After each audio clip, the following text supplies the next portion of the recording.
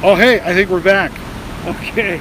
We're back. Hello, everybody. I don't think it was an equipment problem. I think it's because they told me to go back and start doing the lawns, do the landscaping. Say, hey, no, I'm not. I don't work for those guys over there. They assumed you worked here. Yeah. So I got tired of people asking me about the restrooms. Why are the restrooms locked? I said, I didn't know that. Well, I found that out when I went to it. Anyways. Oh. Yeah. This is the weirdest. What? Okay, so I love these aloe vera drinks. These things. And I got this one. It's, you can see it. It's wheatgrass flavor. Wheatgrass, and I had been drinking the strawberry one. Yeah. So it was very, very flavorful. Yes. This tastes like I just chewed on the lawn. This is. Oh yeah. Yeah. Sure. Just remind myself. I like to try the new ones that different flavors. And so I thought I'd give this one. I just didn't realize this is the one I picked up. It's wheatgrass. Wheat. I don't know, Rodney. And it's all aloe vera. Have you had these? No. So it's got little bits of aloe vera in it. So it's like every once in a while you get. It's like eating snot. It's like, which takes me back to my childhood.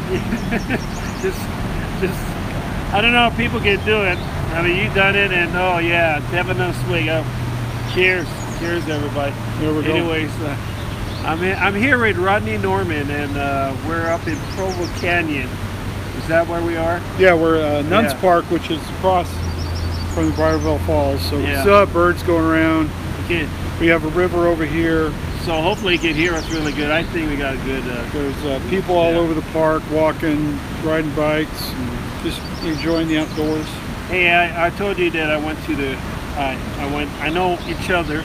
We know each other, so I went to the restroom. But when I was walking there, I like the way people walked around me. I know the social distancing, but it was more like a... What is that guy doing here for? Is he gonna clean up the restroom? Well, I think the way things are now, whenever a white person sees somebody of color, we're just like, I love you, I'm sorry. I'm not sure what I'm sorry for, but I'm sure I'm sorry. I'm sorry, I didn't know why I was sorry. That can be an advantage, but at the same time, come on, I'm from the islands. People don't think I'm from, originally from Hawaii. Hawaii. Hawaii. See, Hawaii. Rodney's more islander than I am. I've been in Utah for a long time. Well, I identify as Tongan. Oh, okay. Yeah. Don't scare me now because... Well, no, when I was younger, I had... I was drawn to everybody who wasn't white. Yeah. That's who I wanted to be friends with, because the white people were all the same. Yeah. And so one of my good friends was a Navajo.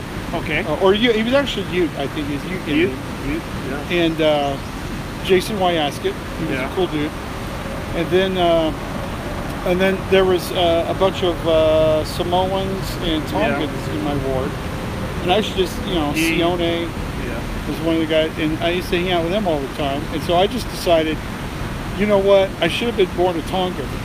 Because I love just the whole Tongan attitude towards everything. Yeah. Just the whole islander attitude. I was just like, these are my people. Yeah. This is who I want to be. And so later in life, I found out I could just pretend I was one, and then I would be one. Yeah. Hey, so I'm in. Nowadays, people can say, I've got a quarter, or back in my ancestors, my 23andMe said that I have this much. Yeah. You know how many people can get away? Used to be you had to look like this. Well, not white. Not white. But I want to be white. You want to be white? Yeah, when I was growing up. Yeah, we were standing. Now this is what my dad said, that there is a line in heaven, and they ask you which family or where you want to go, and I chose, I guess, the Pacific Islanders. Or I just wasn't watching. I got shoved in that line, But yeah. Well, you know what they say. The Pacific Islanders are all in. They're already in. Yeah. You're already in? You guys are so spiritual to begin with that you already won. That's how I feel. That's what I feel about it. I'm glad you feel that way. Because I've met I've met Polynesians who were gang members. Yeah. And they were still really, really nice people. Yeah. Oh,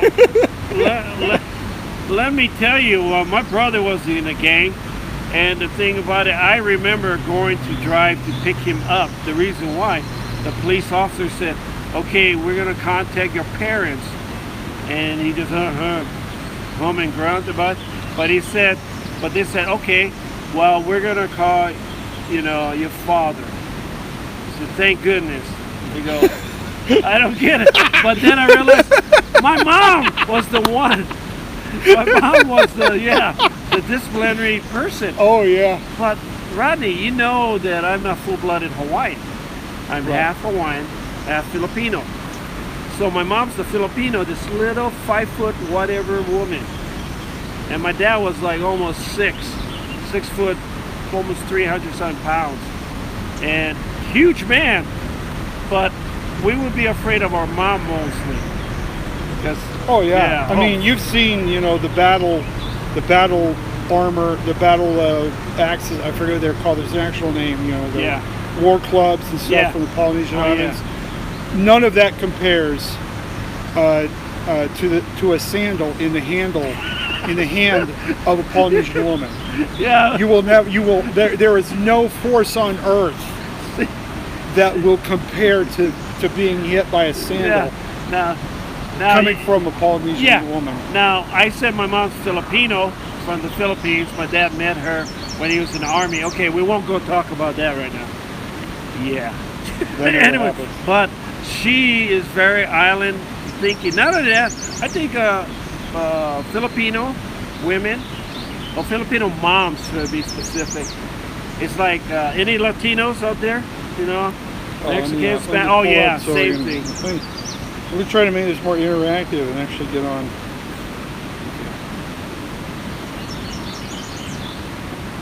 If I can find it.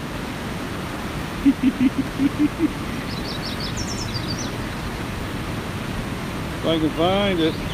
Oh, but I was telling you, I wore lavas in high school all the time. Man, I would love to wear one now. Really, I mean.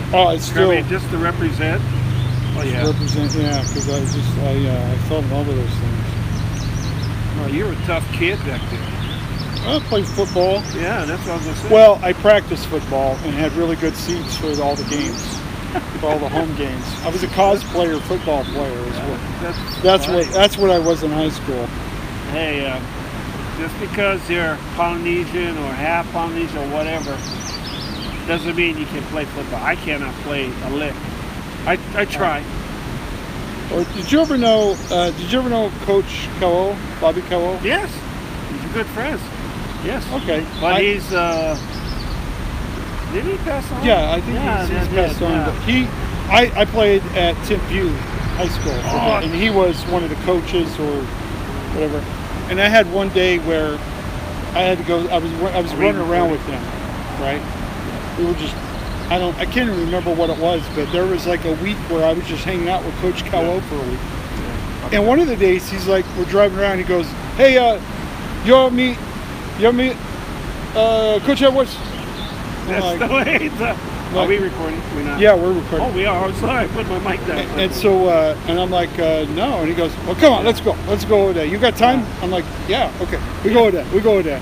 Oh yeah. And so we get there, and we walk out there. I had no idea. I mean, I knew Coach Kapoo was well respected, but we got there to the BYU football practice, and it was like the prophet just showed up, like Jesus himself had showed up. Yeah. Everybody stopped and said hi to Bobby. I mean, it was just everybody. Yeah. Even Coach Edwards stopped practice.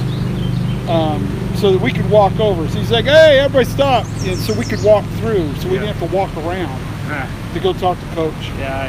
And, so I'm just standing there with Coach Kapoo, and him and Coach Edwards are talking.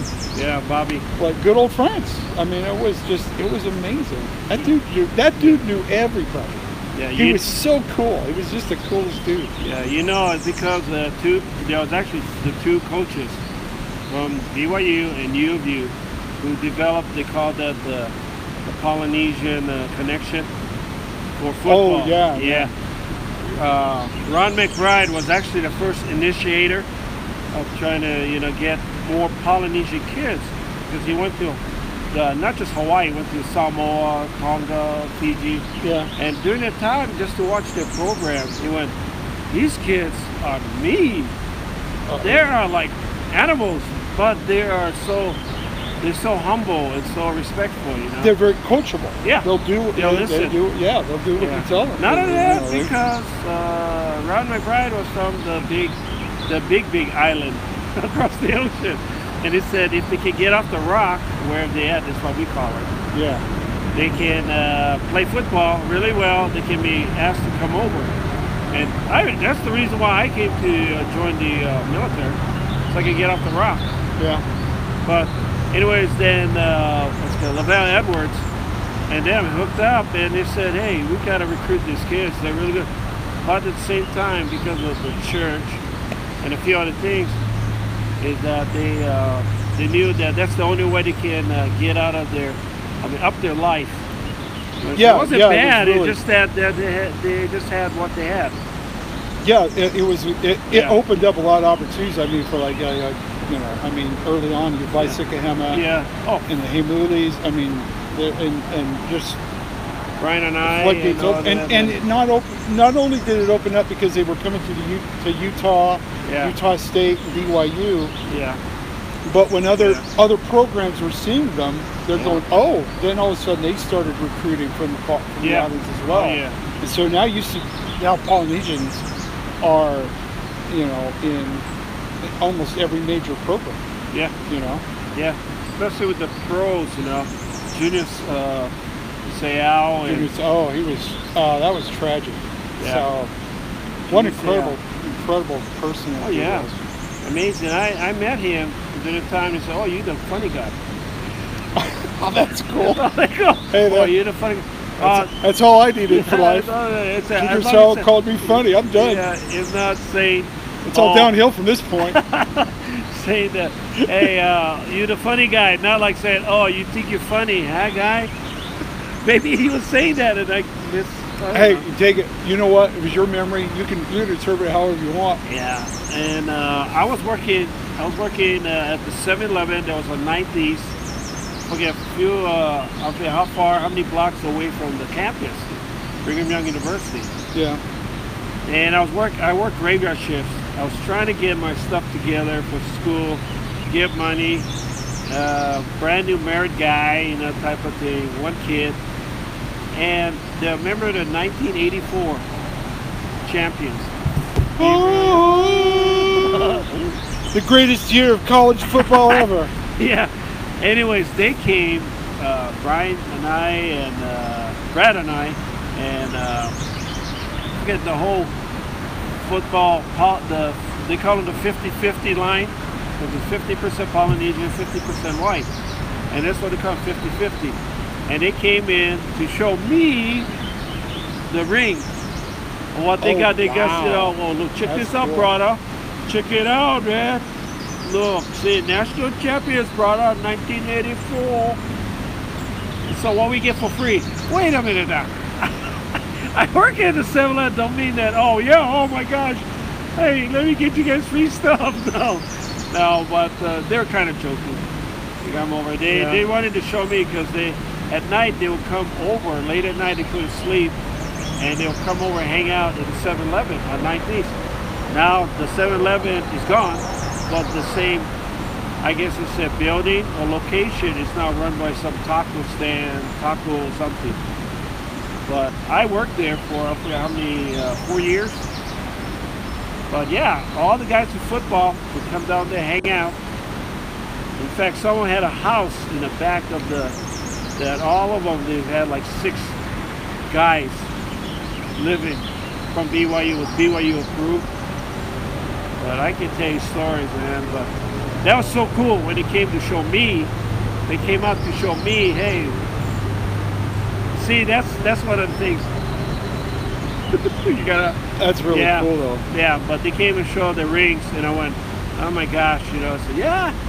So I think that inspired a lot of kids back home in Hawaii, Tonga, Samoa, all the Polynesian, even Cook Islands, as far as I want to go on and on. But yeah, that was cool. And he said, hey, Lavelle is a strict guy, but you know what?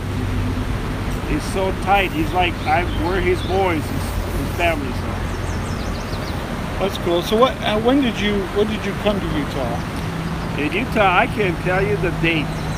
It was April, was it the 17th or the 20th of 1980? 1980. Okay, so you would have been about 20? Yeah, in my 22 maybe. 22, okay. 22, 21, something like that. But I did this. Let's see if I have to count back, because I joined up the Air Force in '76.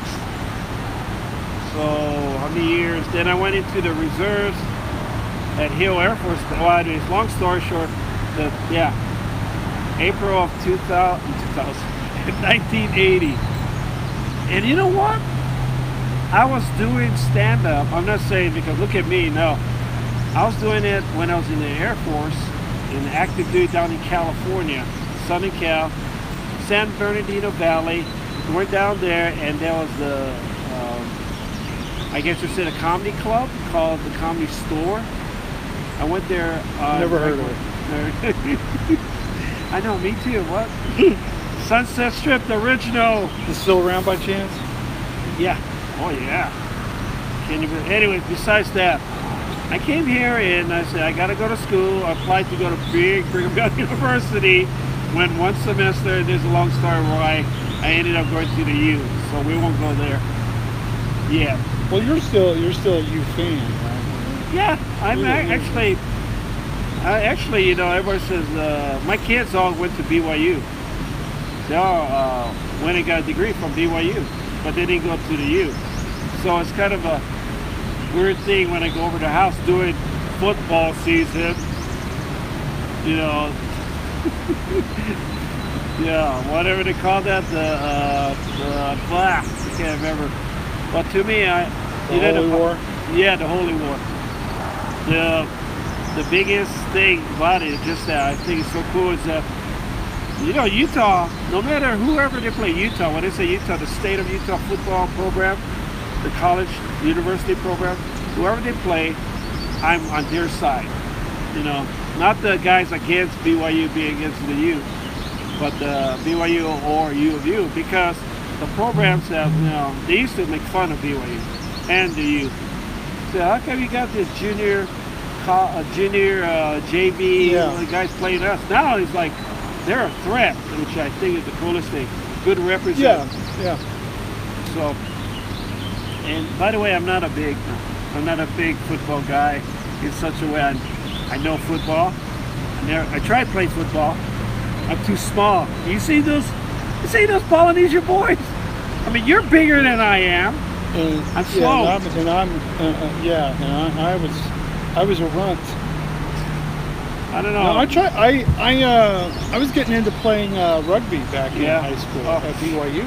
I don't know how you play rugby. BYU was a club that wasn't an actual sanctioned sport, and so I could go and I'd play there and just wherever I could find. Back then, just rugby, there wasn't anywhere to play it except with Polynesians.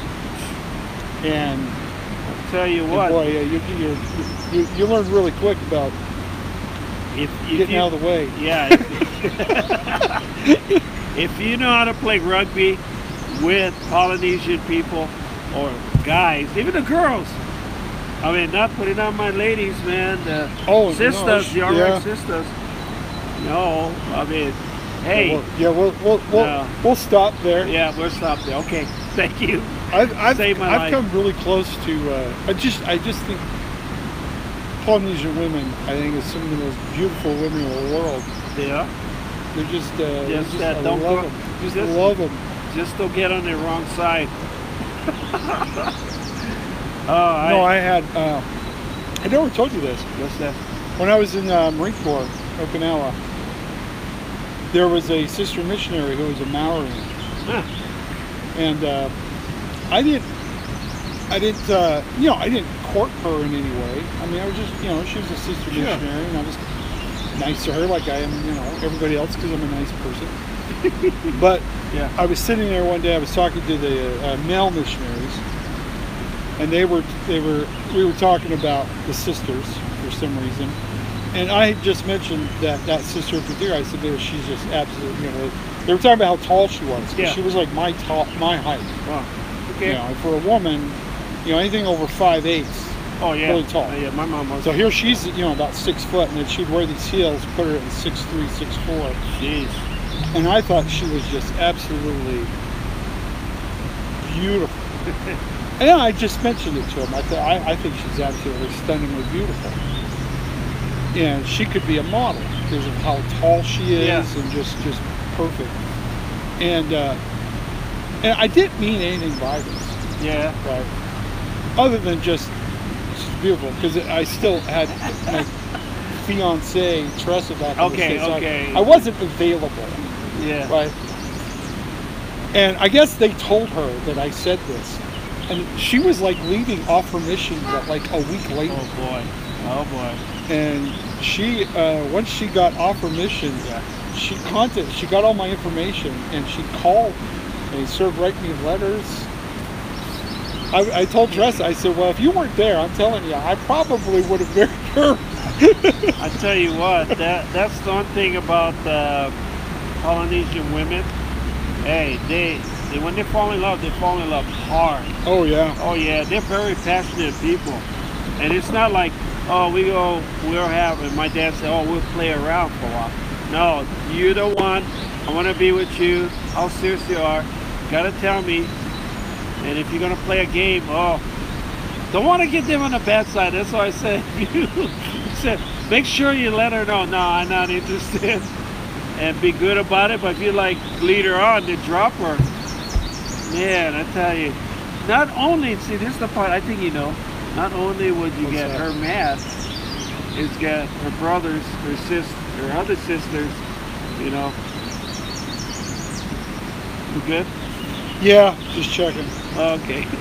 Make sure everything's still working. He said, all the jabber, DK. But yeah, don't take her out, because the whole family will know about it. Oh yeah, that's what they. You don't want to upset her. No, you don't want to upset the family. No, because you'll be walking down the street and say, hey, your name Rodney? And you say, sure. He said, hey, you the one who was with my cousin, huh? Your cousin? Who are you talking? No, you don't tell me you don't know. That is one thing I love. I have some very good friends who are Tongan, and they're Tongan Samoan. Yeah. Ooh, how that got together. But anyway, my good friend Lonnie, older gentleman, we've hung out in Hawaii together and California, and this dude, he knows people everywhere. Yeah. We were hanging out in Hawaii because I was there working and he was just there. So we went to the Polynesian Cultural Center. And if you don't know anything about it, if you don't get tickets like a year in advance, you ain't getting in.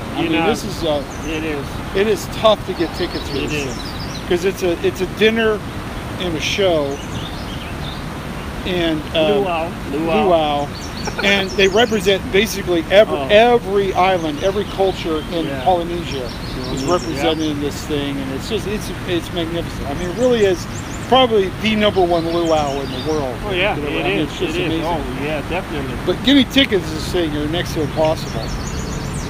And he goes, you want to come with me? Let's go. And so we get there, and I'm thinking, maybe we'll get to walk around, see something. Yeah. He goes over and he talks to one of his friends who's one of the security guards who's like in charge of security. He talks to him for a few minutes, and then he kind of looks at me and goes, hey, come on. Next thing I know, we have VIP seating for the whole show. Yeah. All this food's coming to us. I'm just like, holy. Yeah. He just yells at people everywhere. It was awesome. You got the best one. If they served you in that section, you got max privilege. It was awesome. Because all the other people got to get up and go get their food, then they come back or whatever. But yeah, I'm jealous, because I used to have cousins and who worked there, and this was in the earlier years of PCC Polynesian Cultural Center. Yeah. PCC, catchphrase. You see, and you know, that kind of thing, and it's amazing. Everybody, but a lot of the locals like to call it, you know, Hawaii's Disneyland. Yeah. Because it's upgraded. It's unreal. I mean, I went back to Hawaii a couple of years ago, just because of families, you know, things I had to do. And I went there, and it is not the Polynesian Culture Center I knew when I was growing up. Because it was just a small little, we're going to do a little bit of entertaining, we'll make money. That's what the whole idea for, to make so students can get money. Yeah, it was so they could, it gave them income while they were going to school at BYU Hawaii. Yeah, because it was on the other side of the island. You had to drive, I forget, almost an hour to get to where you had to get the job. Oahu, where there was, in Oahu, to around the island. And it's a beautiful part of the Oahu. I keep getting it's up on the northern part of the island. Yeah, and it's like if you know where the North Shore is, you have the North Shores here, and then the Polynesian Center's over there. Oh yeah, and it's green comparative to it's on the green side of the island. So, you know, I look back and I wanted to somehow. That's where my bug came from. Is that, you know, every Polynesian family has a dance troupe, an entertainment crew. Every Jets. time there's a war. The Jets. Yeah. Oh, I know the Wolfgang family. The Jets. Oh, we wanted to be like the Jets. We're gonna be famous. Yeah, but the Polynesian Osmonds. I'm glad you said that because that was one they really didn't like too much. But yeah, I know. Oh boy, I'm gonna remember that. Yeah, if you remember the Jets, the Polynesian Osmonds, you know, the dark side of the Osmonds. Dark side. The brown face. You said that, not me. Okay, I said that because of this. But I remember I said that a long time ago when I was doing comedy the first time in Utah. Oh my gosh, we stand up in Utah. Well, now let's go back. Let's talk about you. Me? This is about you. Okay. Because that guy, I mean, we were saying before, if you didn't see the other part, was that you were doing these movie theaters. Yes. You were selling candy in the movie theaters, and I saw a news thing about you. Yeah. So I convinced my girlfriend, she who shall not be named. She's out there. She's a wonderful person. She's happy. I wish her happiness. Don't worry, she's happy. She's living a great life. I hope she's. I don't know. Never mind. Anyway, so we go there. Yeah. And you were so funny. Yeah. That I was like, I want to do this. Oh my gosh. I was even considering trying to get a job there so I could do what you were doing. Hey. Yeah. Okay. But they weren't hiring. Yeah. So anyway, what I didn't know, unbeknownst to me, was that you were you were into stand-up comedy. Yeah. And you were in with Johnny Biscuits. Yeah. Johnny B's. Johnny B's. You're good friends with. Mr. Biscuit. I've known him in his beginnings when he first started doing comedy itself, stand-up. Oh yeah. Everybody everybody. I say that, sorry. My respects to everybody in Utah. Yeah. It just that the history behind it, just that I met Johnny, and he wasn't Johnny B's, but I won't mention the other stuff. He used a different stage name, but I met him He was somebody else back then. Yeah, he was a beginning. Like all comics, it started out with, you know, hey, my name in the beginning when I was in California was Eric Price. So really? If someone's using Eric Price, but it wasn't Eric with a C, it was Eric with a K and Price, like how you got winner anyway. So, but Johnny had a different name, and I met him, ran into him in the beginnings, that we became, kicked up a relationship, our friends, and hey, we're two struggling comics. I went on a road with him in the beginning. Yeah. Yeah. And I got to know him, and of course, you know that he basically, well, okay, I don't want to make people confused out there about how comedy was, but back then it was really in infancy.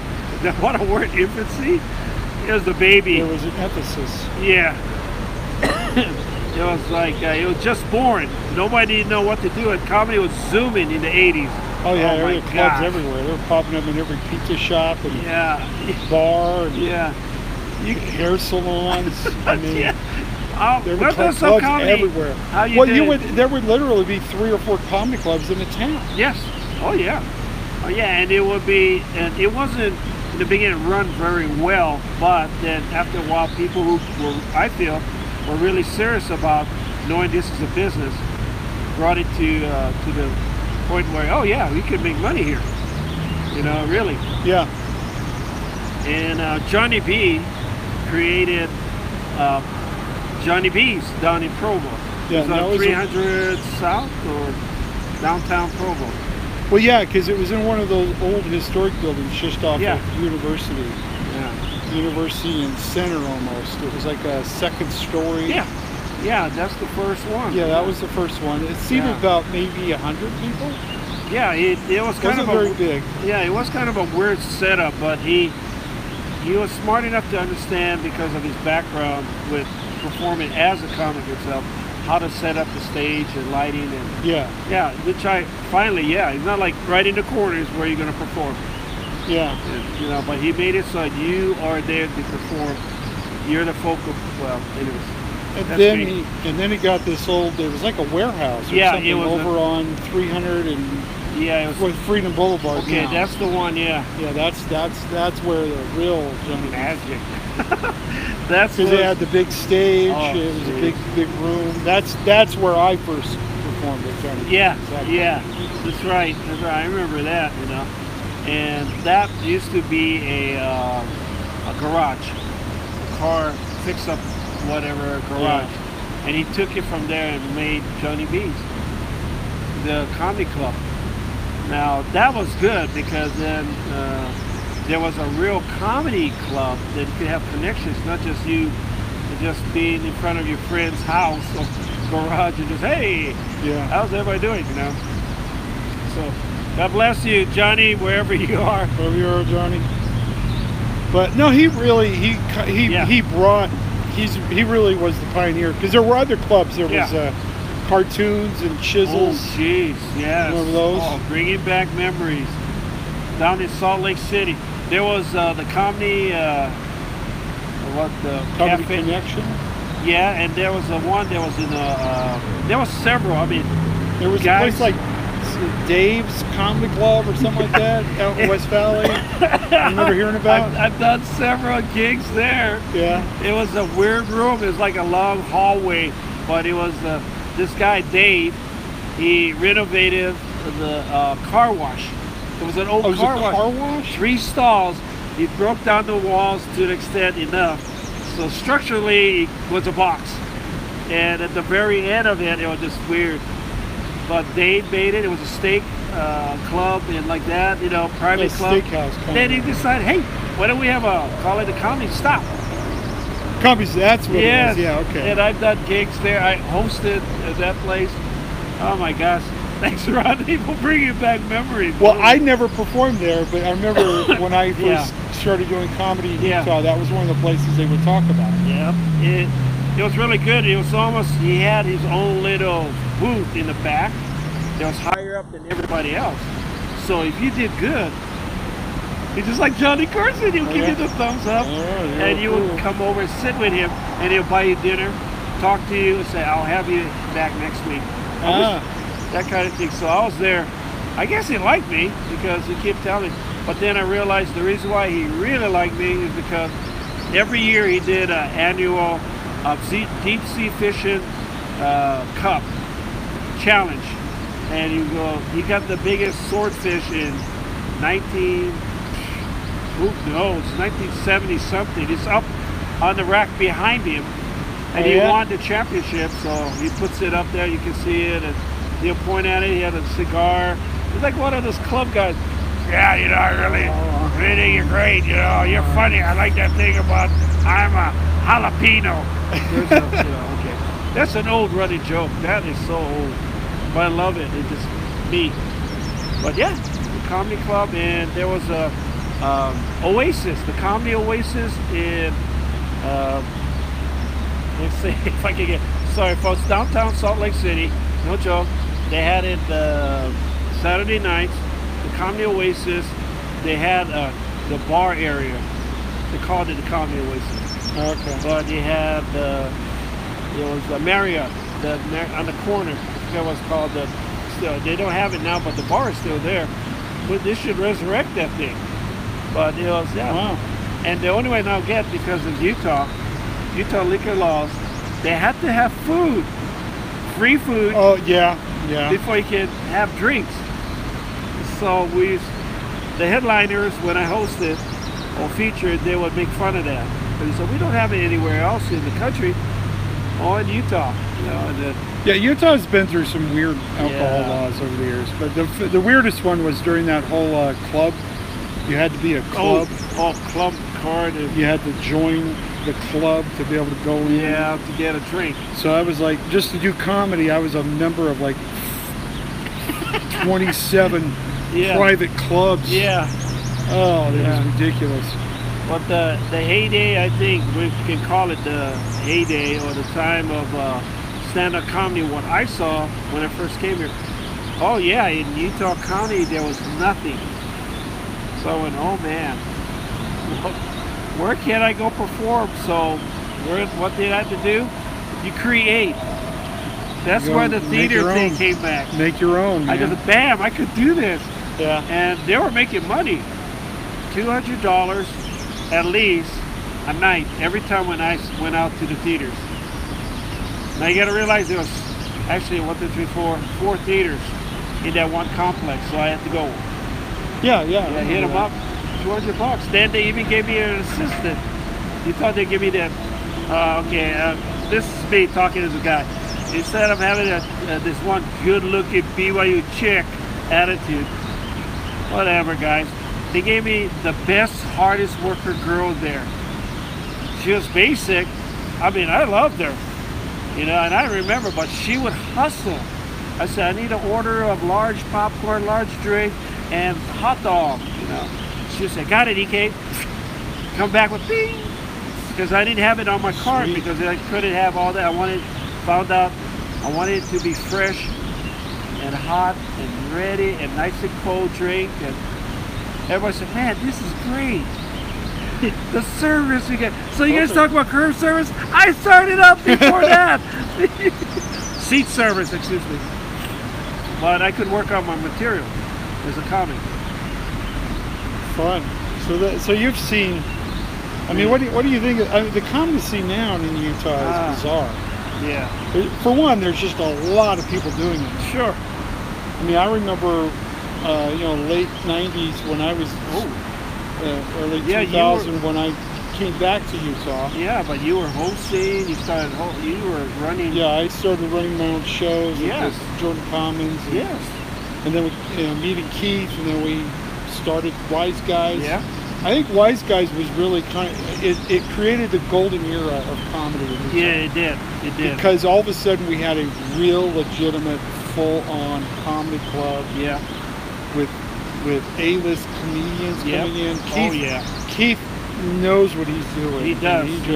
He's the godfather. He's the godfather. I would put it. Like I said, the godfather of stand-up comedy here in Utah. I won't take it away from Johnny B. Johnny B's actually introduced the idea of it's got to be a business. It's got to run like a club, a real club. Nothing else. No open mic with anything else, but all stand-up comedy. Anyways. Yeah, so it's been fun, but now it's just so many people doing comedy. Yeah, and I think one thing I see coming out of this. Because I remember you remember the housing crunch back in 2008. Okay. A lot of people lost their jobs, and I mean, just there was sort of we got into a recession. What happens whenever there's one of those? All these people are unemployed, sitting around home, and decide they make a bucket list, and for some reason, stand-up comedy goes on top of that list. Oh man. And so I think we're going to see a surge of new stand-up comics popping up. Yes. And it's going to be interesting for a bit. We're going to have, actually, I feel, this is me, not saying you know, I've been told a lot of people say, well, if you've been doing it that long, why aren't you famous? Why don't you have a next flick? Why don't? So not everybody gets that. I do it because I love doing it. It's a passion. I decided to do this when in Hawaii when I was 16. 16 years old. I had my first gig at a club at downtown Honolulu.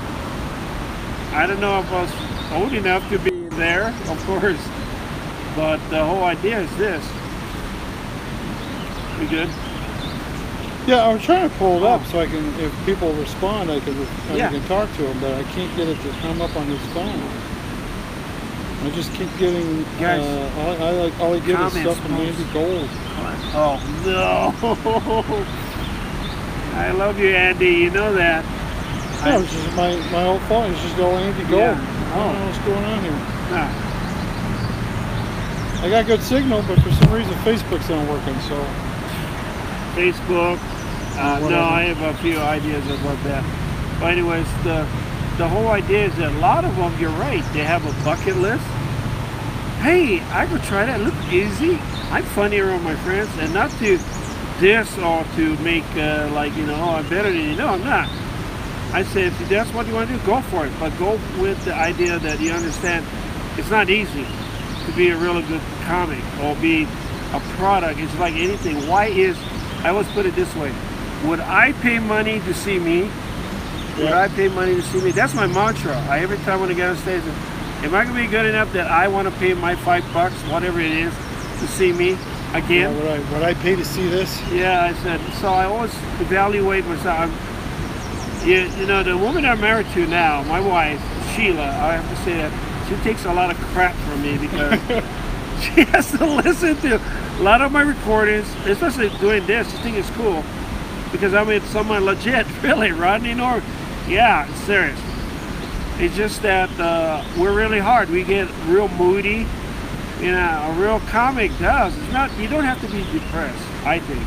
It's just that your energy level always has to be up. You're on stage. But anyways, yeah. So a lot of getting back to the original question. Yeah, it's going to be different, but it's going to be weeded out. There's a lot of people who say, it was fun for a while. Yeah, it's, like I said, bucket listers. They're just they're gonna pop up. They're gonna make things weird, steal everybody's jokes, think they're geniuses. Yeah, realize it's not for them because there's a lot of hard work into it, and if you're serious about doing this, I mean, contact one that's been doing it for not just months, but for years, because those are the guys that tell you straight off the bat, and do not get offended. Hey, I worked with Rodney, and Rodney have told me good stuff about me, but also at the same time, I thought I was his hero, but he has told me stuff that I should know better for what I've done. I mean, I can tell you one incident, but I won't. But I tell you, I'm glad he did. See, I've known Rodney for years. Some of these guys don't realize 1 year doesn't really make you a really good comic. I mean, it comes from experience, a lot of experience. Anyways, I don't want to sound like lecturing. So, yeah, you gotta love it. It's a way of life. And if you don't love it, ask yourself, why am I doing this? Why am I every time I walk into a room, it's like this. You walk into a room and you're gonna have people say, get out, you suck. Or people throw stuff at you. Every time you come up on stage, some people say, well, I don't get that happen to me. No, you will. Well, yeah, it's like I tell people, I say, one thing you'll find in comedy where you won't find it anywhere elsewhere, like karaoke. If you go to do karaoke and you're horrible, people will still be supportive. Oh, yeah. You know, they'll be like, oh, you tried. Yeah. Or they'll start singing along with you to drown your voice out. You know, there's things they'll do. I know, because I'm a horrible singer. Yeah. I know the tactics they're using because they've all used them on me. Yeah. But they'll be supportive. And they'll say, hey, work at it, you know. Yeah. But as a comedian, you don't get any of that. No, they don't. No, it's more like there's a lot of people who just basically say, make me laugh. Can you? I challenge you. Go ahead. Yeah. It's all right. Bring it on. Bring it on. Yeah, and I'm funnier than you. Yes, you're out there in the dark with a group of people mumbling to yourself, but the person who's on there. See, comics, I know, I'm not just saying for me. All comics, we're loners. We're by ourselves on stage. We live and die on our own. We don't have karaoke. Yeah, you don't have. Okay, I can look at my notes on the screen. Everybody knows the song, so I can kind of muddle through it. As a comic, you gotta really come with your game, and also at the same time, you're willing to take the bumps and bruises so you can be better. If you can't handle that, don't go into it, because you say, well, what about that guy? What about that guy? All these professionals, they've been doing it for a long time. Some have been doing 20 years. The ones that are really kicking it, 30 years. Oh my gosh. And Rodney, you've been doing it for a long time. You're very successful. I feel so. Oh no, I'm not successful at all. I'm going nowhere. I've in 22 years, I'm still working the same gigs and doing the same jokes. I haven't learned anything. But one of the things. If we're being honest. Yeah. Oh, that's one thing too. It's sad because you have to be brutally honest when you walk up that stage. But at the same time, take a breath and go, okay, I know why I'm doing this, so go at it again. You can go on and on, but study, write, keep writing. Yeah, you've got to be willing to just accept the fact that you're going to be horrible. Yeah. When you start. Just accept that, know that, go from there. And that's with anything you do. You got to be willing to just put in the time to be bad at it. I mean, I know they always bring up, Michael Jordan, missed how many thousands of free throws before became, okay, yeah. But you know what? They should say, Michael Jordan failed so many times. And that's it. Don't say, but. I know, that's kind of a hardcore, rude way, if you want to put it. But just think about it. You're going to have to fail to get better. Yeah, I think we need to trade places. Trade places real quick. Okay. Because I'm in the light, you're not. Oh. And you need to be in the light. Hey, let's get that recording, everybody. Too dark. I love it. See, look what I mean. Yeah, look now. See, now. But yeah, see, the lighting's better now. Wait, I don't like that one. The face is. And take my hat off. You ever tell you the worst joke I ever told? What? Never. Worst joke you ever told? So I'm doing this. I did this all black comedy club. Gee, and it was an audition for BET. And they were filming over 2 nights. What they did was they filmed everybody and they sent it to BET. Yeah. What I didn't know was I could have just sent a copy of one of my real sets in a club. And I used that for audition because these guys just ran a videotape people and sent it in. I don't think they picked anybody up because the videotape was. I just wasn't really all that well done. So anyway, it started at like 7 at night, and I didn't get on stage till 11:30. Oh, gee. Because everybody was supposed to do like 3 to 5 minutes. But one guy got up there and did 15, so another guy thought, well, screw that, I'm doing 20, 25. No one was policing it, and so people would get up there. There were, guys who'd never done comedy before. Yeah. It just, made everybody laugh over at the barbecue every once in a while, so they think I'm a genius. Yeah. So they go up there and do, half of them are just doing Richard Pryor jokes. I mean, literally just doing Richard Pryor jokes. That's a no-no. Yeah, and then others are doing everybody else. And so anyway, after all that, here I come, first white guy of the night. There's 2 of us. The other guy didn't even go up. He's just like, he saw what I was going through. He's like, I ain't bothered. But so I go up there. I did okay. I mean, I got some laughs, but still, know. But my opening joke, I go up there and I look around and I go, I just want to show this is a thrill and an honor. Because I've always wondered what it'd be like to coach in the NBA. And it was sort of half moans, but laughter. It was sort of like, wow, you got balls, white boy. Yeah, you got freaking. And then I said, Titanium. But then I said, and look, I already know I'm off to a bad start because the cameraman's pissed off because I just threw off the wife balance.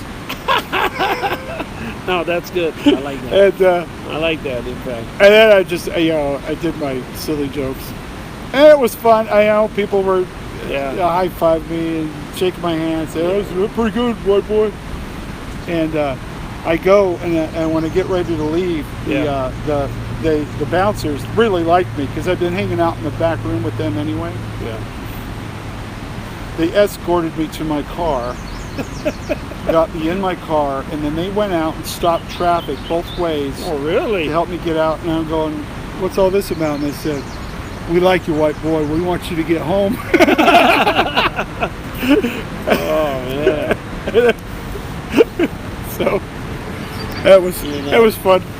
I think Fun that's experience. See, that's one thing also. I feel that every chance you get to perform, like even this, but in a certain sense, get to hear your voice, get to see who you are, get to know what's going up here. Do it. And that thing with the BET, oh yeah, man, don't be like, really, not black. The weirder, the better. For The better. me, man. The stranger the situation, that's what I want to be in. I mean, I have performed also, not just on the top view, on that kind of stuff, no. Just to let whoever's listening and whoever's watching, hey, perform wherever. Don't put it up. And the thing about good, clean versus really witty, dirty, and like, hey, find you. Who you feel. Yeah, do you? Yeah. That whole idea that one's better than the other. It's like comedy is hard. Comedy is whether you're really dirty or not. Yeah. Comedy is a very difficult thing to accomplish. And if you can just get up there and make people laugh and they appreciate it, just do whatever you want. Just be you. There's no. I agree big time. It's that thing with the theater in the beginning made me understand what kind of culture I'm in right now performing. So being in the theater, because there's different people. The thing about like good idea about what you said, the junior mint thing, that came out because I was already married. I'm not in a dating scene, but I didn't realize because the college scene, everybody was dating, that broke ice with a lot of people. Yeah. So that came out as an accident. That was an improv. In fact, I saw the candy, I grabbed it as a mints, fresh breath, minty fresh with the chocolate smile. Okay, and I just grabbed that and blah, blah, blah, blah, blah, blah, blah. Then people are laughing. Now, during that time, I decided to have a recorder, a tape recorder, put in. I've got tapes from all those theaters where I listened to, said, okay, that didn't go over right, you know. In fact, I heard 40 years later, and you're still critiquing yourself. Yeah. And see, that's the thing. You should, all the time, be learning. Anyways, okay. Well, cool. So where do you see yourself as a comedian now? Now? I mean, especially after all this nonsense. Oh, man. I have found that myself, I have been struggling. Everybody does that. We all struggle to find out who are we? What's our voice? And I don't want to get too much in philosophy, but basically, for me, I just want to be, if I'm happy with what I did, even though if I didn't so-called crush, they will say crush the audience, killed. I mean, I laugh when I hear open micers says, I crushed the room. No, you said a bunch of really foul language stuff. So that's why they laugh. They were just actually laughing at you, not with you. But anyways, for me, I find out who I am. And I'm happy what I see. I want to improve myself by, like right now, Rodney, you know this, I would do my routines that I would mumble it through because where I'm from. With time, I was kept, man, why black guys? No, black comics can go, yeah, man, my chair go down, you know, and people laugh. But if I did that in the way I come from, the local slang, you know, back home in Hawaii, you would go, what? I used to, it was there for a long time where you were doing all that. Yeah. I used to always get up after I introduced you. I was the MC. I'd go, ladies and gentlemen, I want you to know that EK's been a very good friend of mine, and I couldn't understand a word he was saying either. And at first I used to get mad. I said, why do you do that? But then I realized, no, he's right, because I'll listen really carefully how I talk and think about what are they hearing? What are you hearing from my mouth? I don't know what you're saying. So the improvement, I just want to be a good entertainer, a comedic entertainer. The idea of being famous and like that, okay, fine, but why? I just want to enjoy it so people, when they see me, oh, I enjoyed your routine, and I enjoyed your skit. Your skits were very nice. I thought they were very entertaining. I laughed out loud a couple of times. I just want you to know that. What do you say? I gotta say, I love the Mormon culture. The thing about it, that's the way it is. Oh, we know a family that's Polynesian, and you're very funny. Do you ever try to play an instrument or anything? Or you are such a nice person. You have such a good heart for being a brown person. For being a Polynesian. It's just so amazing that you're almost like me. Tell me that hasn't happened to you before. Oh my gosh. Wow, for a Polynesian, you're actually a really good person. Or you know what? I don't think I knew that you were not full-blooded Hawaiian. So when you talked about you're a Filipino, what's well, I know that you weren't. To my heart, it's good that you're intermingled your culture with other cultures, because we are the world. I mean, I've had somebody say that we are the world. Well, and it's funny like, because it's like I tell people, I said, it's not really a racist thing. It's not really I think I'm better than you. Yeah. At least they don't think in their mind that that's what they're doing. But it's more just an ignorance. It's like they're not aware that what they're saying is racist. They think they're being a good person. Yes. They think that they're helping. Yes. It's okay. It's okay. It's okay, because at first I used to get because my younger years. See, when you're young and you think you're really killing it, you think, yeah, man, what are you trying to say? You want to be radical. Like, but I find out my nature is that my comedy is not like that. Everybody wants to be. I want to be Bill Burr. I want to be edgy. No, you need to search out and find who you are, because that's what people see. So when they say that, I know what they see when I walk up. I've heard people say, "You sure you're not Puerto Rican?" Because we know a family down the road that lives in our neighborhood that look just like you. Well, you do have the very multicultural. Yes. Because of the mix, I would assume. The mix, it is. Yeah. I don't think I'm totally. I know I'm 60%. This is not a joke. I know I found out, according to scientific findings, I'm 60% Polynesian.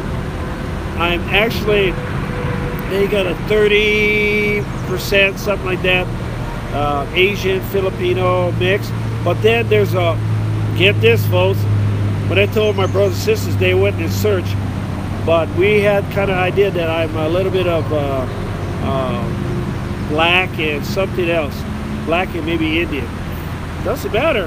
Hey, if I'm like the mixed stuff, it's good. It's good. We all are. Yeah, there's only one race. Yeah, that's the human race. That's right. Well, I mean, really, well, if you think we all have the exact same DNA, and what makes us different is so small and minuscule that it's it really is statistically insignificant. Yeah, I don't want to see me 23andMe says, oh yeah, by the way, you're like 1% baboon or something like that. Then I'll go, what? You descended from the Marquesas. Yeah, mine. I haven't bothered to get my 23andMe because I'm pretty sure it's just going to come back. You're a multicultural European. No, I know. Dutch, Scottish, English, German. I mean, I have all that, and then there's this small part that's Native American. Yeah. I have there was like a great grandmother who was an Apache Indian. No. And that is like so small. It's significant enough that I could get out of school when I was. Remember my friend Jason Weiska I was telling you about? Yes. His mother was in charge of the Indian program. Oh, where they would get out of school like every Friday and they go on these really cool. I know. We'd go bowling or go to movies. Yeah. They'd go to museums and they'd go to these lectures and they just went to really cool stuff every Friday. And I was lamenting that would be cool to go to. And I told her that my grandmother had said that we were part Apache Indian. And oh my gosh. She's like, well, let me talk to your grandmother. So her and my grandmother got together and they did send in all the genealogy work. Great. And I got approved to go. I was an Indian. Yeah. I got to go to all the Indian stuff or Native American stuff. They powwows.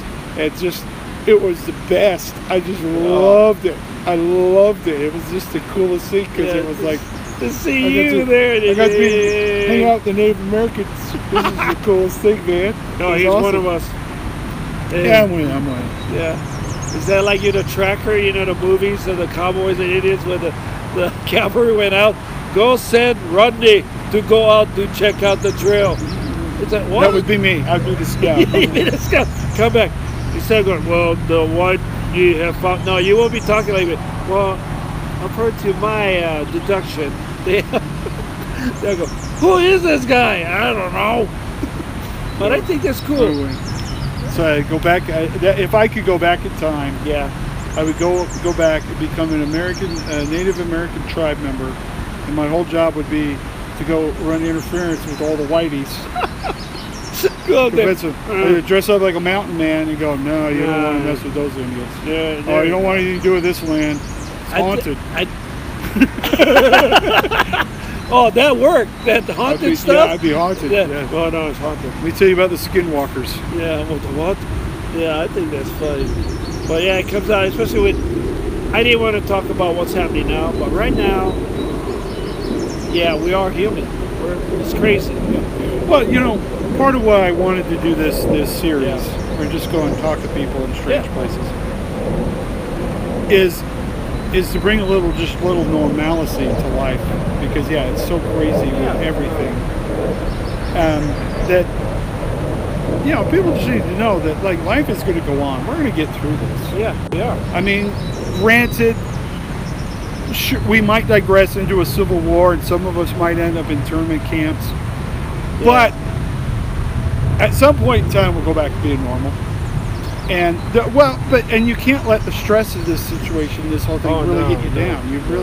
You need to stay positive. Hopefully, this is going to change things. Hopefully, because we do have a problem with cops getting away with things. Yeah, with authority. But it's just such a small percentage. I mean, the vast majority. I have family members who are cops, firemen. Yeah. You were a fireman, EMT. Yeah, my brother. And you've been there. You know how stressful that job is, and how it's very easy to make a really bad mistake that has implications that ruin people's lives if you don't do your job right. Yeah. It only takes one bad day to destroy your life and someone else's. Yeah. And hopefully that we're going to have changes in so that and it's not just a race issue. Yeah. I mean, it is, and I understand how people are very passionate about it, but it is. But there's a lot of people who are killed and there's no repercussions to it. A lot of these cops are just they get off and they just sort of brush it under the rug, and they retire early, or nothing happens. Yeah, or they and it's disappear in the this system. is not what was supposed to happen. Yeah. This is and this whole thing of defunding police it's getting weird. But anyway, all that beside us, we're still all human. We're all into this together. Yeah. We might have our disagreements. Yeah. But we need to show love and respect for each other. Yeah. Yeah, it doesn't matter. The thing about the fortunate thing for you and I is that we see the aspects of life be comedians, entertainers, and we have to find those little things that will basically stir you up to get a laugh. So we really analyze our lives. We analyze what's going on in society. We analyze, why is that person sitting in front of me the way he's chattering to his girlfriend instead of listening to me? I mean, you know, we look at stuff that we analyze, we do.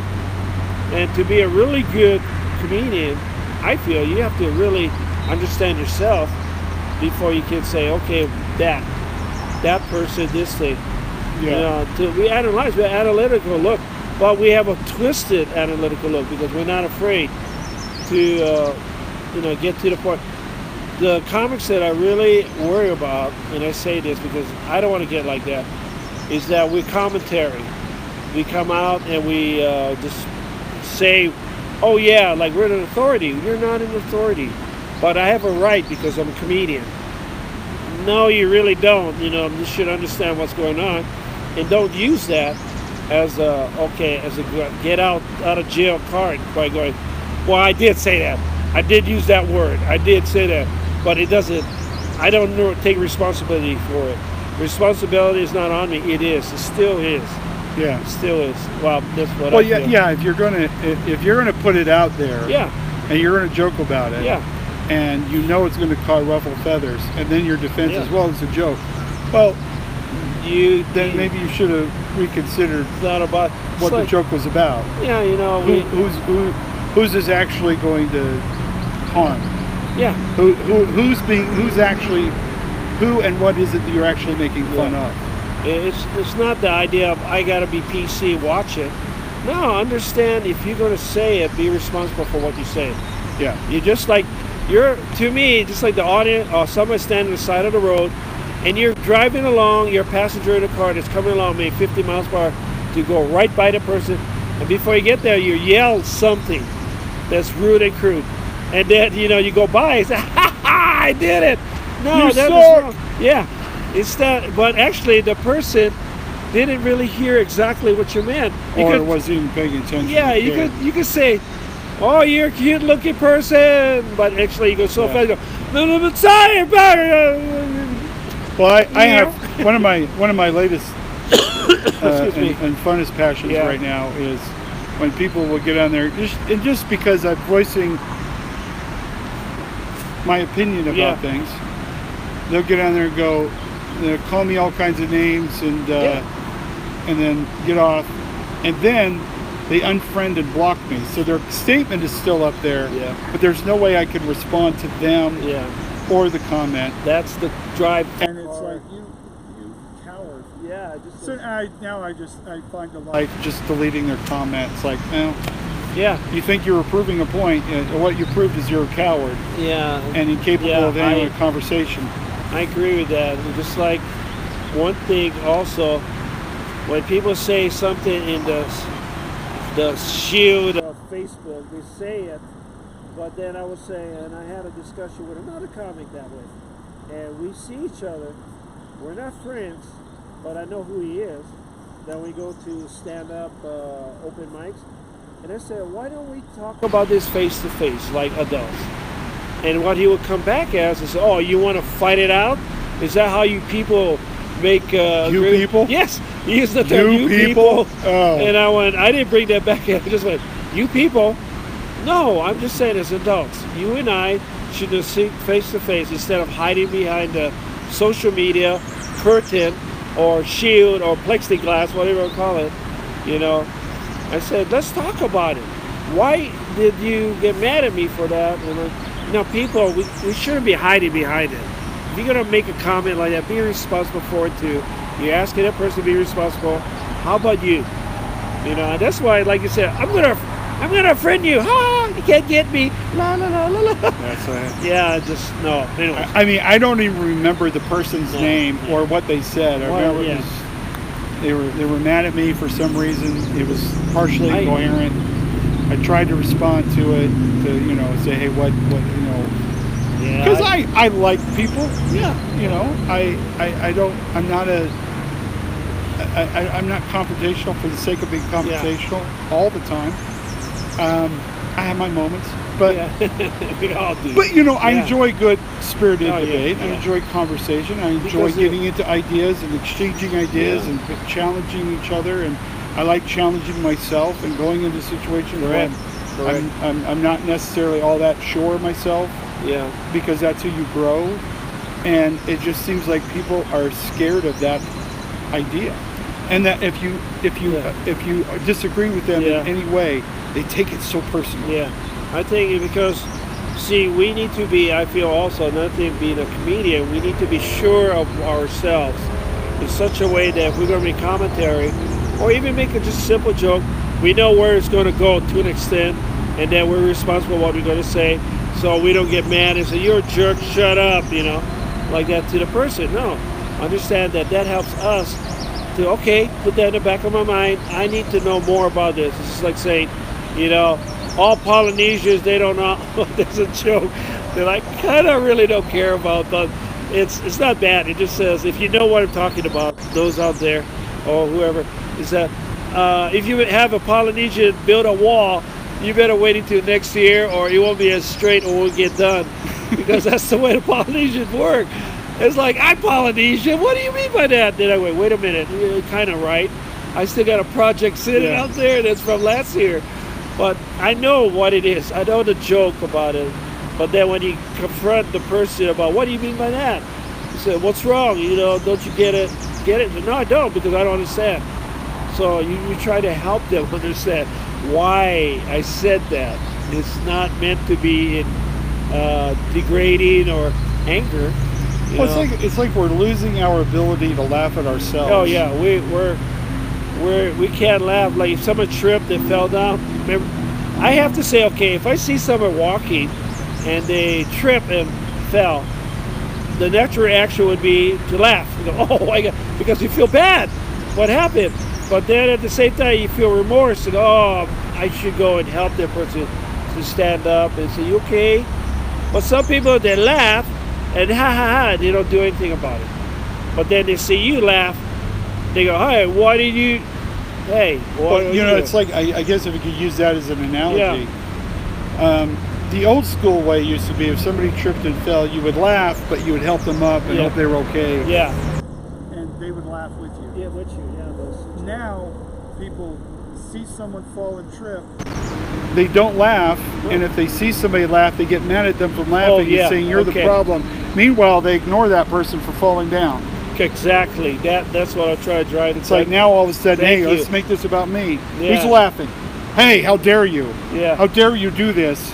Yeah. Meanwhile, that person's laying on the ground hurt. I like that. We're totally. So now it's about me. Hey, I feel bad that they got hurt. Hello, where's my award? Hello. Yeah. I like that. That's kind of what culture has happened now. It is. Don't get involved.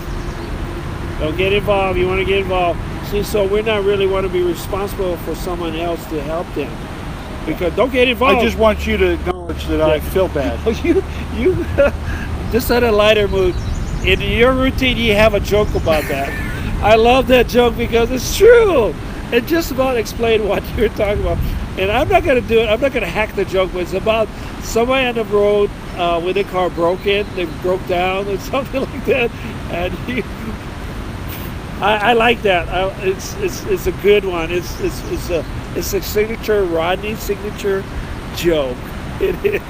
Well, and it's about how we've become as a society. Yeah. We don't really want to help. We just want to get credit for feeling like somebody should help. Yes. And that's kind of what Facebook has become. Is look what I'm doing. Look how I feel. It's like, okay, you feel that way, but what are you doing about it?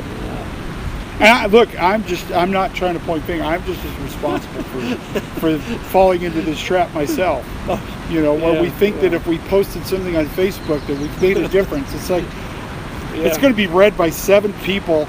4 people are going to like it. One's going to share it, and they're just sharing it because they like you. They didn't even actually read the whole thing. And then 14 other people are going to argue about it. Get pissed, but you still feel like, oh, I made a difference. You entertained somebody sitting on the toilet for 2 minutes. That's all you actually accomplished. See, that is also the same way when you look at saying things on stage as a comic. you know, you just going, hey, you know, I didn't mean anything really serious about it. This is just funny. This is just funny, okay? But people take it from the, how dare you? I don't know. That's my view of how being PC about stuff.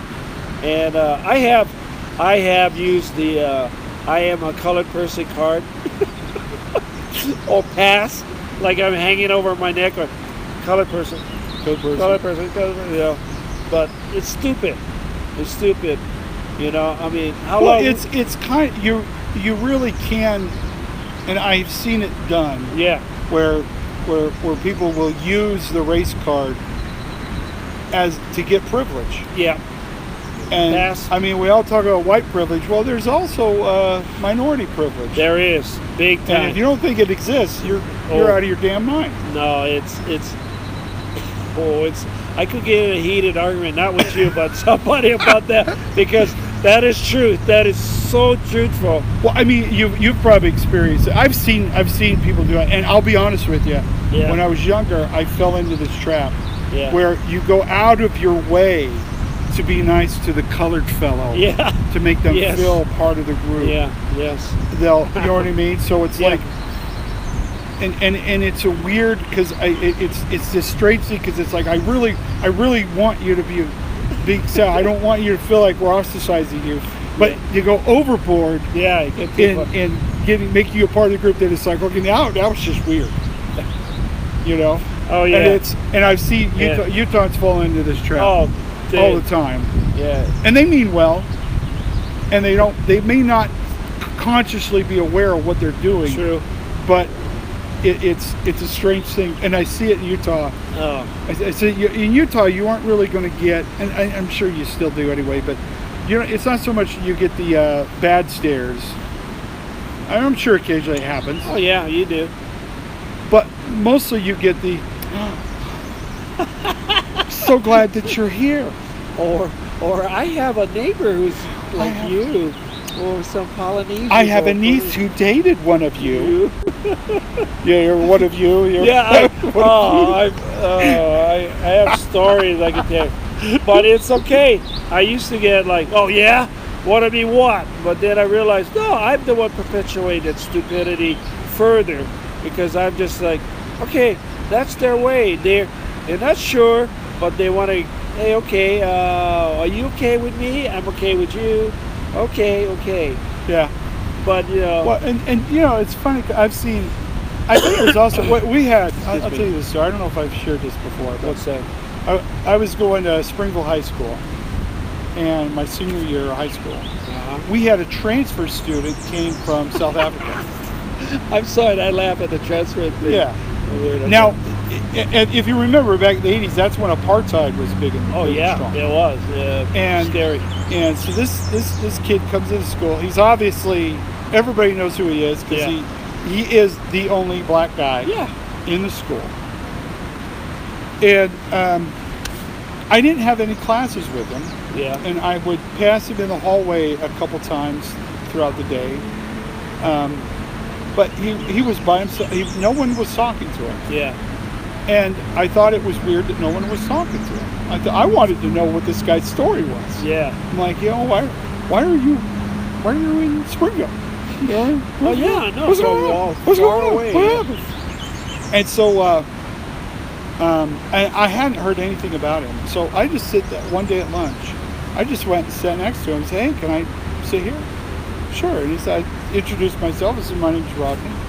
And his name was Alpheus Makukolo. Isn't that a cool name? I think. Alpheus Makukolo. And what had happened was his family had joined the church. And because of the connections with the church, he was able to get out of South Africa and come to the United States to go to school, which was huge for him. I mean, that's because he couldn't go because of apartheid. He couldn't go to a good school in South Africa. Yeah. And so now he's coming here, and you know, it was a blessing to his life to get to be here. But here, nobody was, and I don't think they were. It wasn't that they were racist. They were like, oh, the black guy, I'm not going to talk to him. They were just scared. They didn't know what to do. And so I sat down with him at lunch, and we just chatted, and we talked, and he told me his story, and we just laughed and had a great time. Wow, I think that's cool. And that's cool. what happened was from that point on, it was like everybody's like, "Oh, we can talk to him." I told people, "Oh yeah, it was really cool." Yeah. And then after that, I never got to talk to him because everybody else was become friends with him, taking him everywhere, He's the favorite of everybody now, and everybody, no, don't have time for you. Then he started, the ladies started turning it on, and he was. I was like, but it was just funny because the first couple of weeks, people were like, "Are we allowed to talk to him?" And it was, like I said, it wasn't. It wasn't a racist thing of. No, it just. I don't want to talk to him. It was just that ignorance of.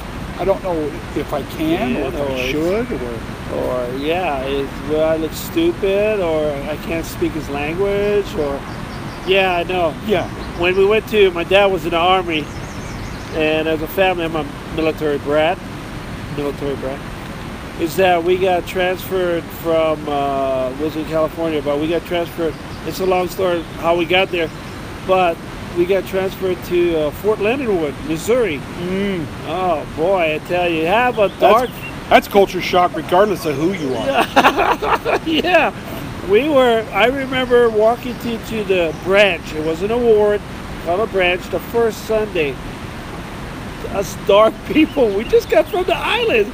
We were like, man, darker than the way I am now. Right off the boat. Yeah, FOB, man. Fresh off the boat. I mean, I can say that. It's true. It's not meant to be rude. But I remember walking down the aisle, if you know, it wasn't a regular church. All the religions used the same chapel.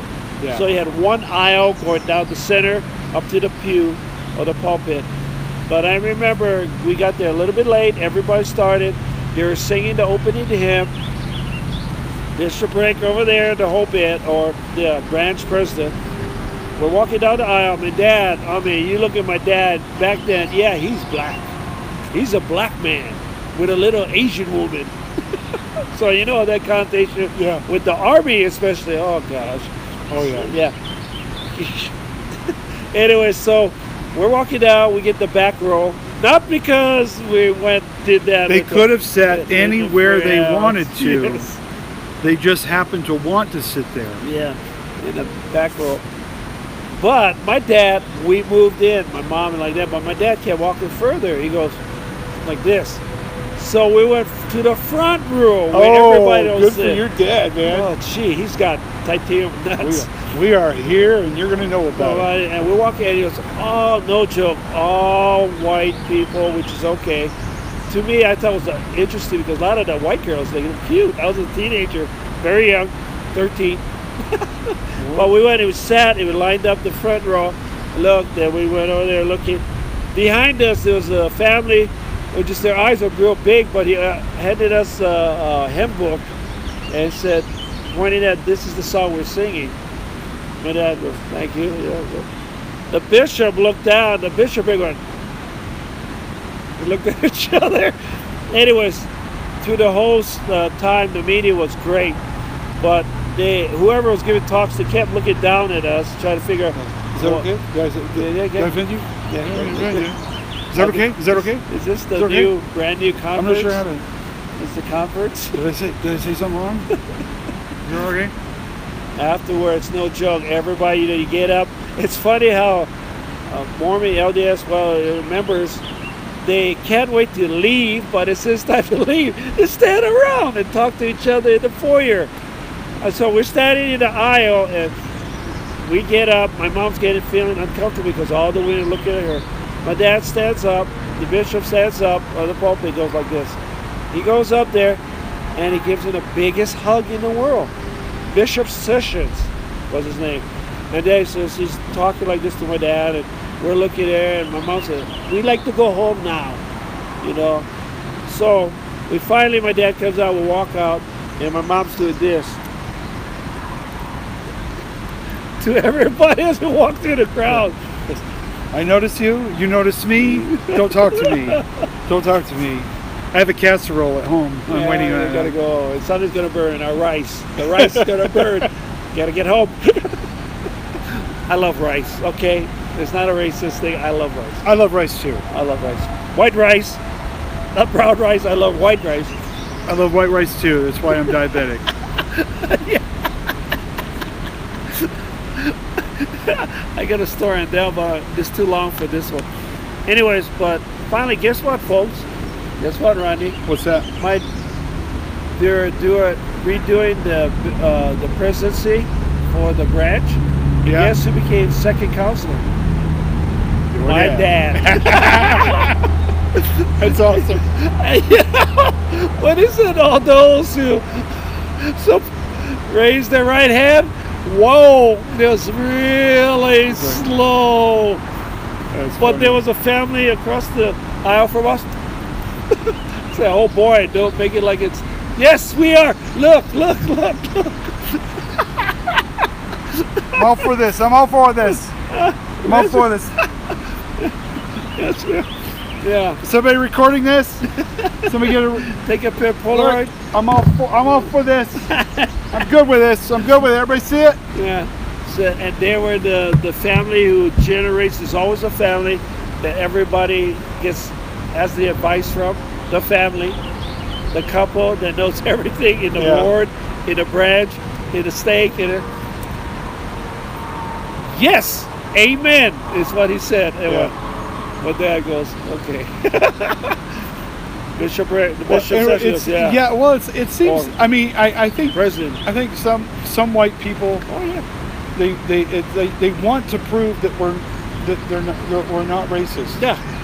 And so we try to say things in ways to make it sound like we're not racist, But it comes off as being racist. Yeah. You know, things like, well, you know, for a colored fellow, you're a really nice person. It's like, okay. Or, wow, you guys are just like us. Yeah. Yeah. It's like, okay. Yeah. I mean, it's not. You know, I'm gonna grab a rope and lynch you on a tree, but it's like, it's still kind of weird. It's like I remember I had this friend from my roommate high school in college, my first year at Snow College. I was involved with the football program. I wasn't a player. I was manager. I videotaped all the games, and then I helped take care of the equipment and all that kind of stuff. Yeah, I was that guy. Well, it was funny. 'Cause I'll tell you the story. I wanted to play running back in college, and so all through my high school years, I was just always a lineman. Yeah. My junior year of high school, I started getting to play, rotate, play in defense, and then Eli Herring, if you know who he is, he was on my team. He fell on top of me because he was practicing pancaking. Yeah. Where he would trip you up and then just fall on top of you. Well, he did that to me, and he twisted my ankle, twisted my knee, and bruised my liver. So my junior year of high school was gone. I mean, that was like after the first game of the season. Oh, great. And I was done because I couldn't recover. I didn't recover until way after the football season was over. It was like, you know, almost Christmas before I could actually do anything physical. And so the next year, my senior year, I thought, you know, I don't want to go back and play line. So I started working out. And I started losing weight. I was I'd gotten up to like almost 280 in high school when I was playing football. Junior year, I was a big dude. Yeah. And so I thought I got to get down. So I started working out. Once I could work out, I started working out hard. Yeah. Taking care of my diet. Unbeknownst to me, I was keto. I was intermittent fasting keto in high school. Yeah. Before anybody else was doing, because what I did was I thought, well, I'll just eat one meal a day. Yeah. And it'll be mostly protein. Yeah. And vegetables. Yeah. I ate no carbs. And I went from, like I said, in the junior year, probably around spring sometime. I went from 280 down to 185 by the time I checked in for football camp. Wow, you were lean. Yeah, I had gone down. So I get there, and I go to try out for the team to be a running back, and the coach is looking at me going, "What are you doing?" And I said, I want to try out for running back. And he goes, for one, he was pissed that I lost all that weight. Because you needed that. He wanted me to play lineman. And he goes, well, you know, he's kind of like, well, you worked out. I guess I'll give you a shot at it. Yeah. He let me run one play, and then said, no, Norman, this ain't going to work. I need you on the line. I have too many running backs already. Yeah. So I went back to the line, and then I was just a backup to Eli Herring, and I didn't really play. Wow, backup for Eli, I played so. Yeah. So anyway, so I just kept working out and running and everything, and I thought I'm gonna play in college. Yeah. I'm gonna be a college football player. Yeah. So I go out to Snow College. I had a debate scholarship already, so I didn't need the money. Yeah. And during football season, there's no debate going on, so I wasn't. You know what I mean? Yeah. So I'm gonna do this. So I went and met with the coach, I went. I went out and it was a week before football started. Yeah. And I met him in his office, and I said, "Hi, I'm Rod Norman. Want to be on the team?" And he goes, "I've got an All-American just coming back off his mission. Yeah. He's going to be our running back, and I just recruited these 3 other guys who were all really, really, really fast." He says, "If you make the team, you will never play a single down as a running back." He said, it would. There's no way you're going to make this team. He says, he says, no offense, but you will not make this team as a running back. Yeah. And I said, well, about fullback? He says, we're even deeper as fullback. There's no way you're going to play fullback either. And he says, he says, look, I'm solid everywhere. Yeah. I don't need you. Oh, jeez. And I'm like, okay. And he goes, well, tell you what, you need a scholarship? And I go, well, no, the only thing I need is my books covered. I don't have that covered yet. And he goes, tell you what, I'll give you, if you got meals? And I go, no. And he goes, okay, I'll pay for all your meals. Wow. And pay for all your books if you be one of my managers. Gee. Like, oh, okay. So that's it. So I was a manager for the football team. Well, anyway, my roommate was this big guy from Las Vegas. Dwayne Perkins. He was a lineman. He just happened to be of African descent. And now I forgot what I was telling the story for. But no, so I had talked about this before, but no, I can't remember what I was telling the story for.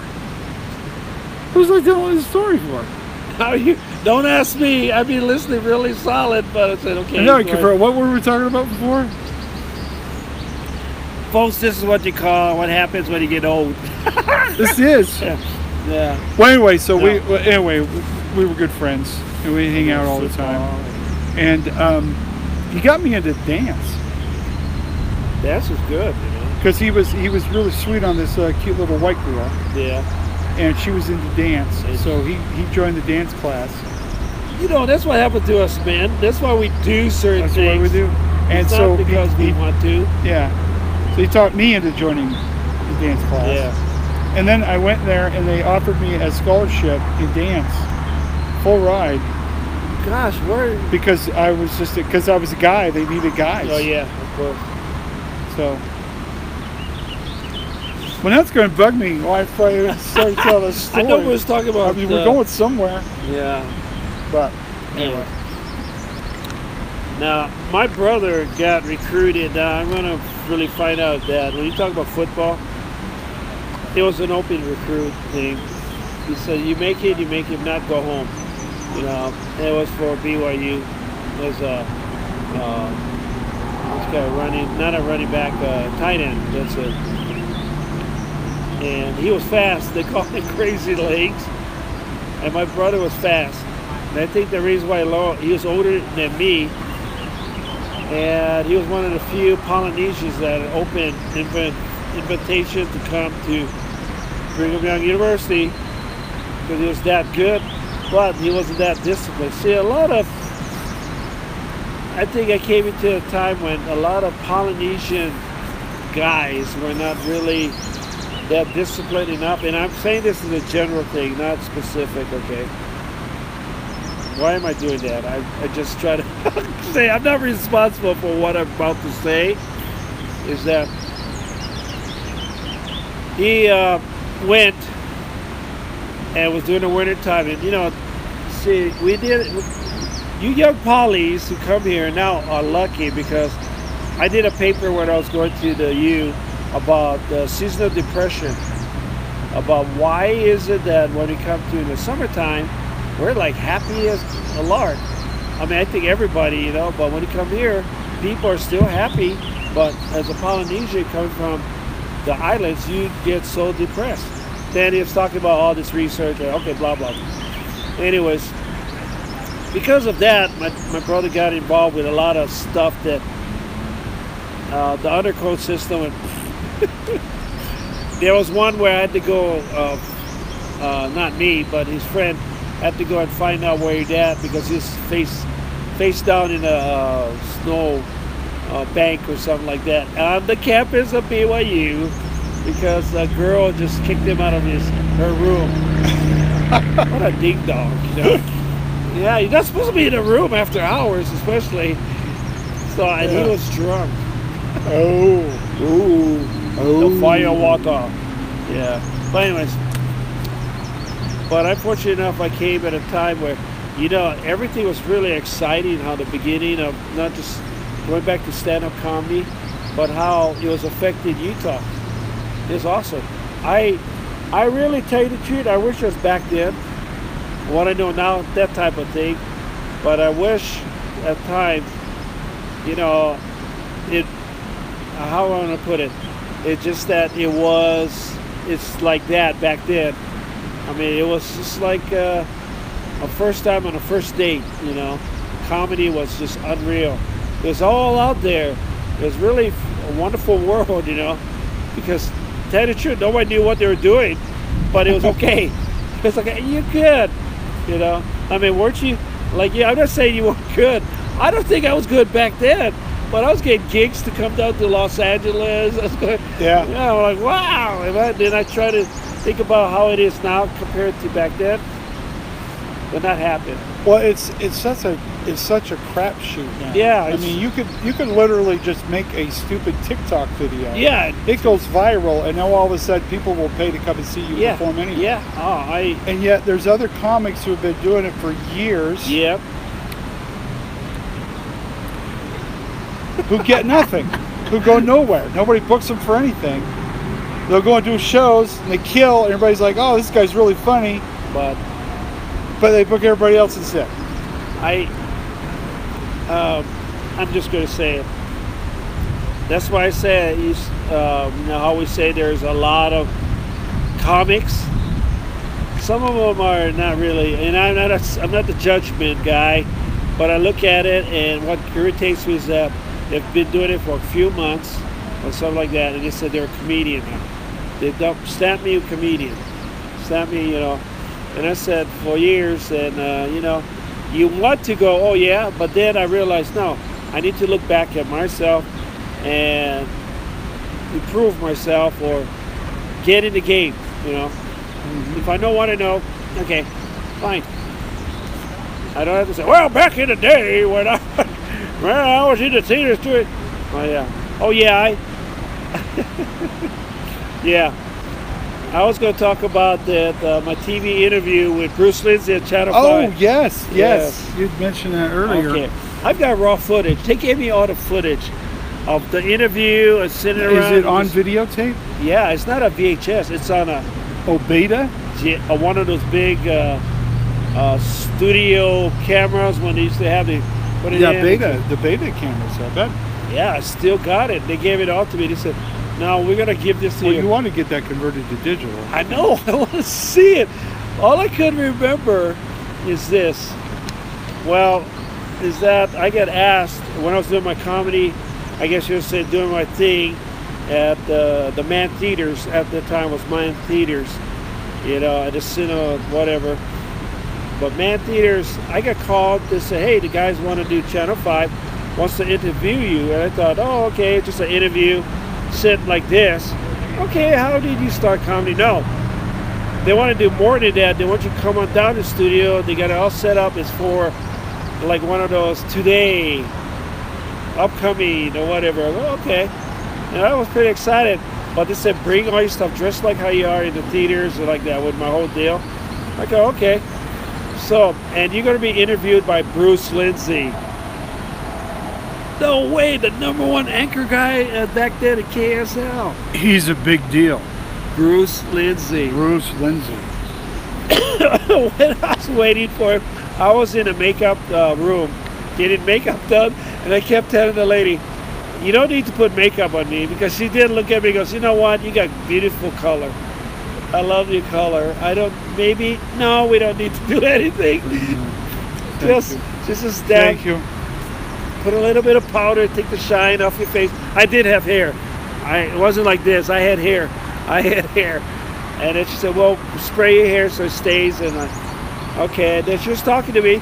Guess who comes walking in late? Bruce Lindsay. BL, Bruce Lindsay.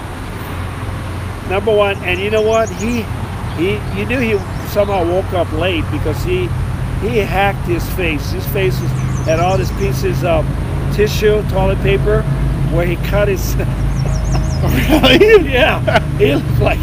Okay, I'll say he looked like hell.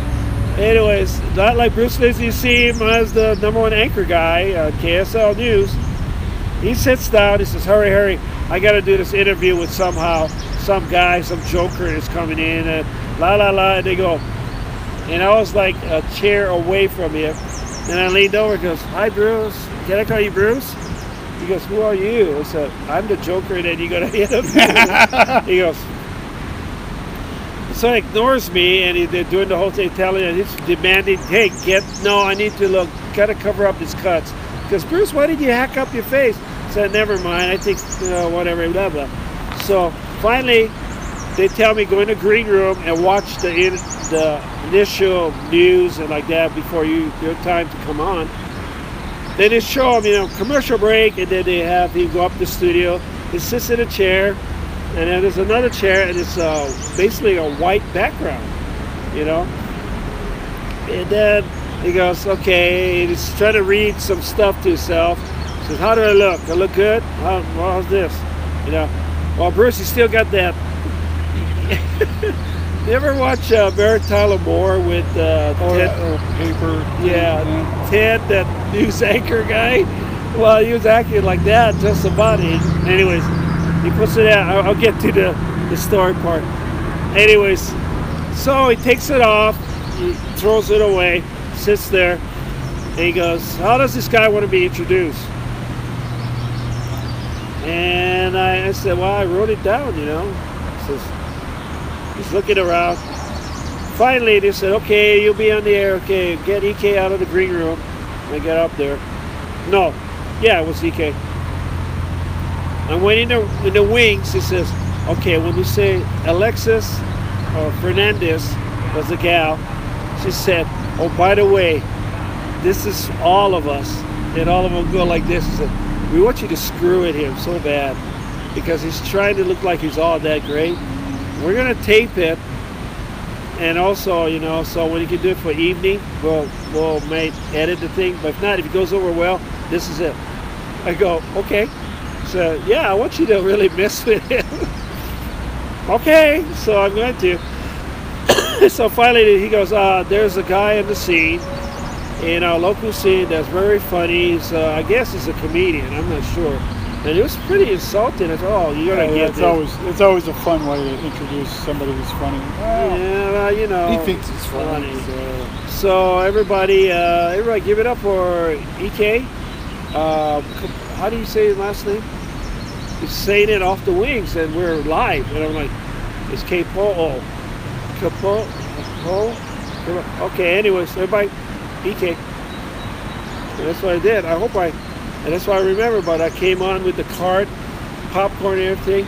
I walked by him, I said, get your popcorn, all this stuff, candy and like that. And he goes, hi, hey, I'll have some. I said, here you go. Anyways, and I walked by him, I walked around him, I'm doing this circle and doing my thing. And he says, can we have you sit so I can talk to you? I said, sit? I don't belong sitting. And I don't know what else I did. But I did it. It was so irritating. He sat there and tried to say, oh, this is great popcorn. I remember this part because it's really stale, and he threw it at me like this.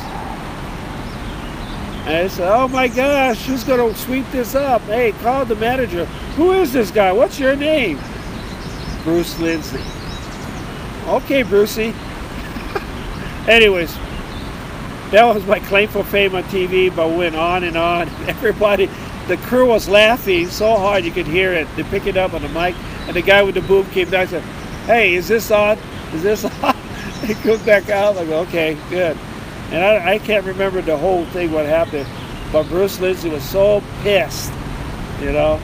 And he said, okay, cut, good. I mean, let's go to commercial. And he says, you ain't gonna be anything, you know, so get out of here. You don't know who you're talking to. I looked at him. I don't know, it was fun for me, but yeah, I've got raw footage. That's funny. We need to find it. We need to put that out there. I got that. I just got to get somebody out there, if they know how to convert that, just convert that. Well, if it's VHS, I can do it. But if it's beta, that you need to, you know how to get it away. Yeah, you know how to get the big cassette. Yeah. That's it. KSL. That's funny. Yeah, but that's funny. But after that, they put me on Deseret News and Salt Lake Tribune. And even was, I've got all this paper, you know, scrapbook stuff. Do it, guys, scrapbooks. Yeah. Anyway, so yeah, all this different media. Nobody with cell phones. I wish it was. You would have gone viral back in the day. Yeah. Hawking your wares in the movie theater. Yeah, somebody suggested that I should bring that back into the theaters. I said, I don't think so. That's not going to help because they have the initial trailers for promotion. Yeah, there's really not. It's money for them. Yeah, you really don't have that because they're already rolling with other stuff. Yeah, and like that. And I need a wireless, actually. Maybe. I tried it once. But you ought to get into just selling something really silly. Yeah, not for real. Do a sales pitch. I think it'll be done. I may look back into it just to see the old days. Did you ever come and see us when we were doing the selling scones at the Utah Arts Festival? Oh yeah, I did. Did you come and see? Yes. I could see you doing that sort of thing. Yeah, I've seen the coolest thing. That party that was inspired by you, my friend. Yeah. Oh, nice. Yeah, I've been approached several times again because even now people still remember. It's unreal. I said, because of you, I got married to this beautiful woman, and I want you to say hi to my kids. I caused you to get her pregnant. Well, you broke the ice. You Yeah. know, you were so funny that it got people laughing, got people in a good mood. Yeah. One night I was doing my thing, going down the aisle, and then there was this guy kept yelling like a heck. There were hecklers. Can you believe that? In a theater, there was a guy heckling me, and I kept saying, I said, "Come on, you're here to have fun, you know." And it's not time yet. Let me call out to, I think it was Mike. Hey, Mike at the sound booth. And he was up overhead. He stick his head. Everybody turn around and say hi to Mike. Hi. I said, are we ready yet for the movie? He goes, no, not yet. But I'll be in about 2 minutes. I said, okay. And then everybody would say, hi, Mike. I said, yeah. And then this guy would not shut up. And I didn't want to get the skill to tell him to shut up just for fun. You were getting hecklers? Yes. Oh, but wow. That night was so bad. I mean, usually somebody turns to me and says, hey, buddy, just be quiet. There was no joke from way in the back. I was up front. There was this that's the biggest Indian I ever, American Indian, Native American Indian, whatever you want to say, stood up, walked down the aisle, went down to the front row where the guy was kept saying stuff, and tapped him on the shoulder and says, hey, let the brother do his thing. He is funny. You're funny. He turned around to everybody. He's funny, so you guys better laugh. I'm going to be in the back watching this. And he walks back up, and I was like, no joke. He had the hair, braided, the whole bit. I said, I remember looking up. I never seen a Native American Indian that Big people. I said, Like Jim Thorpe. yeah. Oh, yeah. So I told everybody when he walked out, was quiet. Anyway, tell Mom I'll be home soon, okay? That's all I said. And he started laughing and laughing. That's funny. I couldn't believe it. Anyways, yeah. Hecklers in the theater. That's funny. Yeah. But I'm being asked, I went down, how'd this stop? This is the rule. In a quick way. I get asked to go down to California. Man Theater himself, the guy who owned Man Theater, the CEO, asked me to come down to San Diego, where the office is at, and he wanted me, he heard about it, and I did a bit on TV, the news. He said that this would be good for our business. I've heard of you, I've seen your stuff, I want us to do it. We're going to do a TV thing, and at the theater, I forget where it is, on Sunset, and you're going to do your thing, and we're going to promote it. But the problem is just that he wanted to have other so-called auditions of people that do what I do. And I said, I'm actually a comedian by heart. I didn't know how you could do it, so it was weird. I was down there for a while to see auditions of people. No chemistry. You know, I'm not saying because of me, but it was just because it was my thing. Yeah. I know. So he thought, well, I can teach anybody to do this. Yeah. So what? You're just walking around telling jokes about candy. Yeah, before the movie starts. Yeah. How hard can that be? Yeah.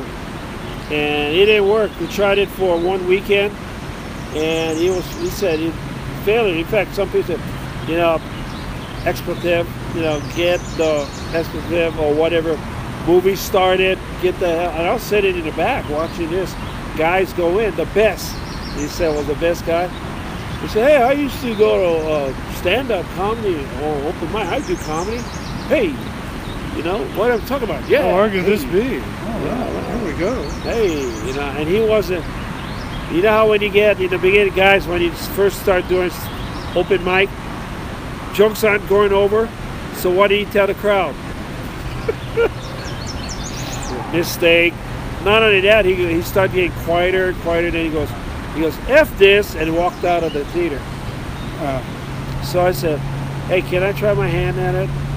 He said, who are you? I said, I'm the guy who... I said, I'll just try. I said, go ahead. So for the last 5 minutes before they started up, I went down there, and man, we sold big time, but I had fun. Because I went down there, and thank you very much, I don't think so, they put me here. The white guy left. Don't know why he put me here. And they started laughing. Then I said, okay, my name's EK, I'm from here. I'm available for parties, bar mitzvahs. But anyways, that was good. It was a good thing. That was fun. Yeah, it was. It was fun. And I'm glad I inspired you. I just feel it was just so funny. Just sit there. I said, I don't remember the movie. And you were just so funny, and I was just like, you got it. This is awesome. This is it, guys. Well, what was funny for me was that we had known each other. We knew each other for a couple years till I realized that it was you. That you were that guy. Wow. And I think it was we were doing a gig or something, and somebody had mentioned the theater thing, and that's when I was like, you! It was you!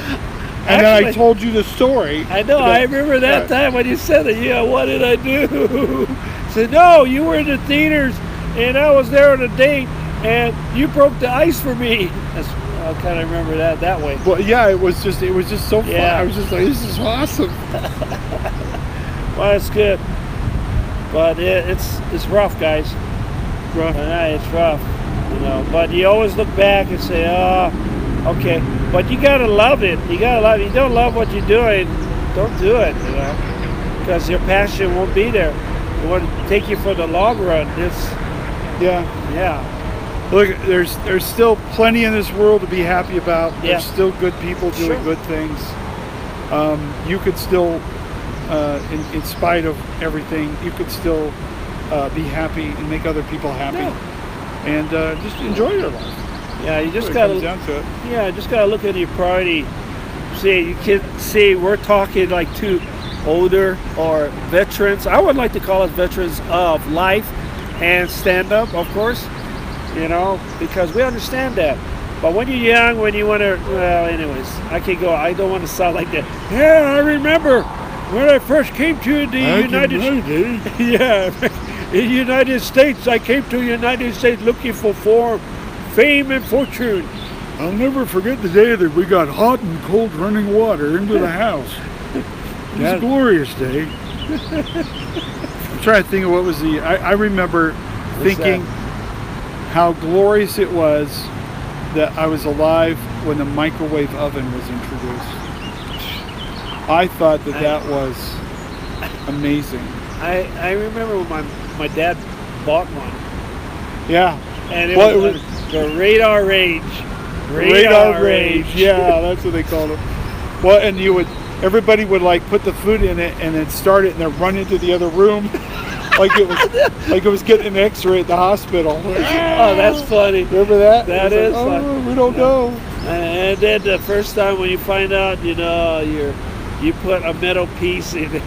Oh yeah. Oh yeah, we started experimenting with everything. You know, toothpaste. You know, a whole orange.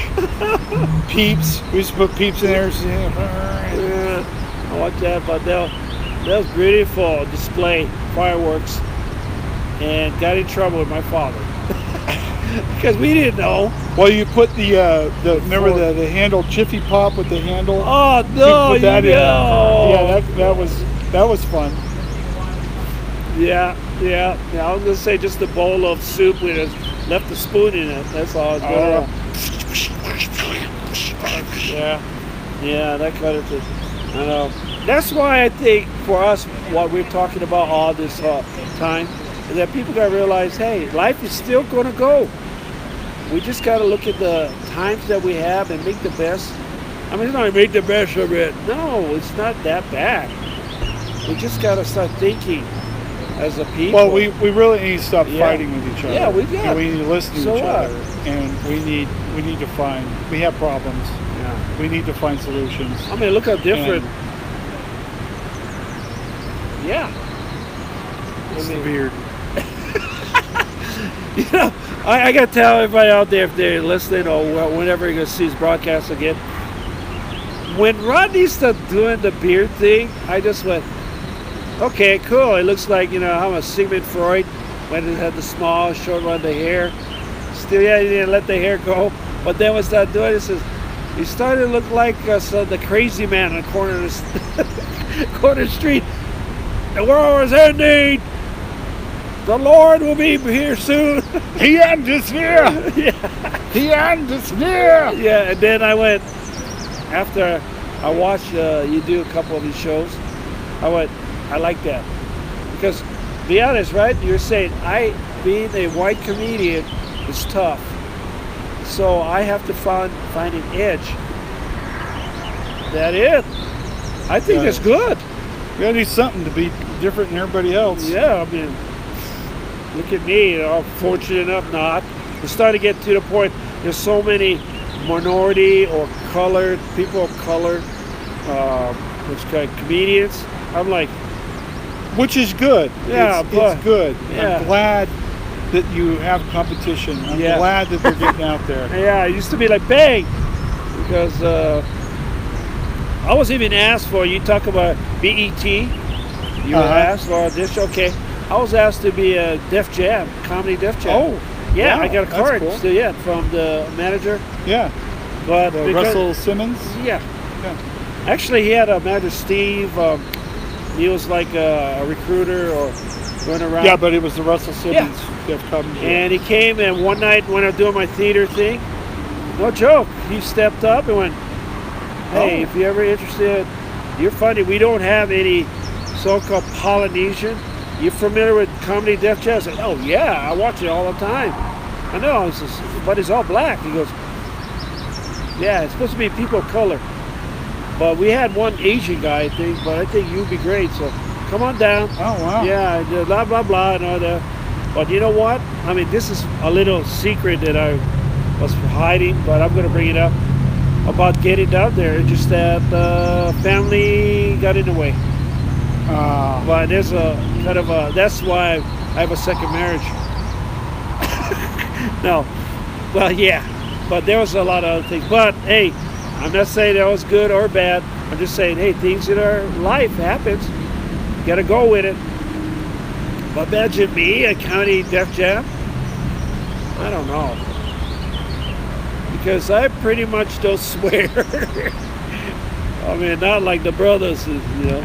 Anyways, now, I'm stereotyping now. Oh boy, There we go. there we go. Well, no, thank you Yeah, for joining me. Thank you for wearing coveralls. yeah. Tamara wore coveralls, and you wore coveralls. Yeah, I saw And that. I haven't worn coveralls. Your first headshot I ever saw, you're wearing white coveralls. You remember That's that? right. You remember that It looks like one of the Mario or whatever. other Yeah, game you had show. one of those hats. Hat turned back. Who was that was did. saying? Even Keith Stubbs. I love you, Keith. Godfather of comedy in Utah.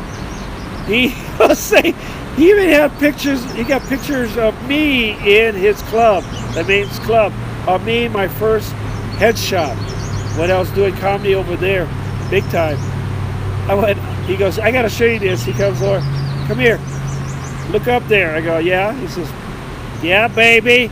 Like that, you know, Keith. He does that thing. And I said, that's me. He says, yeah, you look like one of those painters. You know, you come to ask them to contract to paint your house. He does that. I was like, well, Keith, love you, Keith. Anyway, so, yeah.